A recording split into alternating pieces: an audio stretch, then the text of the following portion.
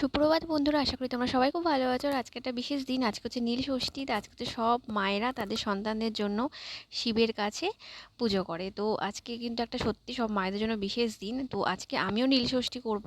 আর সকাল সকালে আমি কিভাবে পুজোটা করছি সেটা তোমাদের সাথে এই ভিডিওতে আমি শেয়ার করব। এই দেখো, গোপাল ঠাকুরকে আমি তুলে দিয়েছি আর এখন প্রায় 11টা 12টা বাজতে যায়। আর আমি কিন্তু এখন পুজোটা করব, কারণ আমি বেশিক্ষণ ওয়েট করতে পারবো না, কারণ দুটো বাচ্চা, বুঝতেই পারছো। তাই আমি সকাল সকালে পুজোটা সেরে ফেলবো। তো চলো, পুজোটা আমি কিভাবে করছি তোমাদের সাথে আমি সুন্দর করে ছোট্ট করে শেয়ার করে নিই। তোমরা কিন্তু ভিডিওটা প্লিজ দেখো, আমার পাশে থেকো। আর এই দেখো, আমার চিনি বুড়িও কিন্তু আজকে আমার সাথে পুজো করবে, আর বাবি কিন্তু এখন স্কুলে গেছে। তো চলো বন্ধুরা, আমি শুরু করি।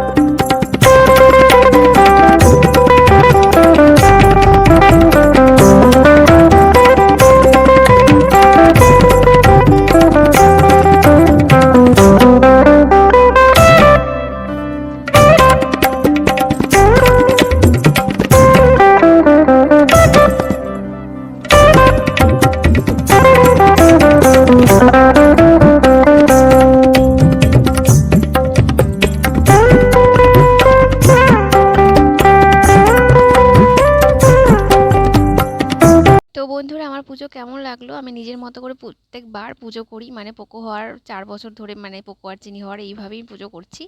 আর আমি কোনো মন্দিরেও যেতে পারি না, আমি বাড়িতে আমার শিব আছে, ওখানে আমি পুজো করি। আর গোপালকে তার সঙ্গে আমি খেতে দিয়ে দিয়েছি। তো তোমরা কিন্তু ভিডিওটা দেখো আর আমাকে জানিও অবশ্যই যে কেমন লাগলো। আর পুজো শেষেই দেখো, দইটা নিয়ে কিন্তু আমাদের বাড়ির নিয়ম আছে, মানে শ্বশুর বাড়ির, যে দুই ছেলে মেয়েকে, মানে সন্তানদের দইয়ের ফোঁটা দিয়ে তবেই আমি জল খেতে পারবো।